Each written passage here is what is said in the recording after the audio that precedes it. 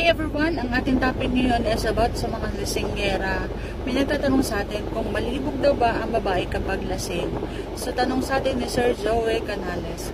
So kung interesado kang malaman kung ano ang aking sagot, please keep on watching para bago yan. Kung bago ka pa lang sa aking channel, please consider to like this video and subscribe my channel.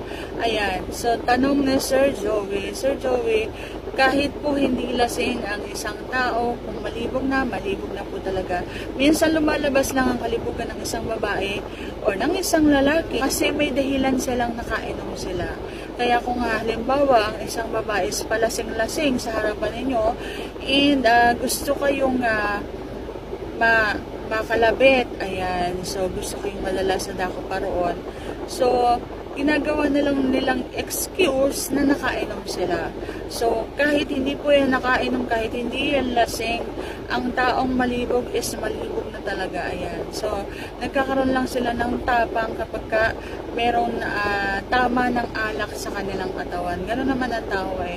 Minsan, dinadaan na lang talaga sa lasing-lasingan para makaisa. Ayan. So, kung halimbawa malibog ang isang tao, malibog na talaga yan. Hinihintay lang nila yung tamang pagkakataon para mailabas nila doon sa natitipuhan nilang tao. And ingat-ingat ka, halimbawa kung ikaw naman ay taken, mag-ingat ka sa mga ganitong tao.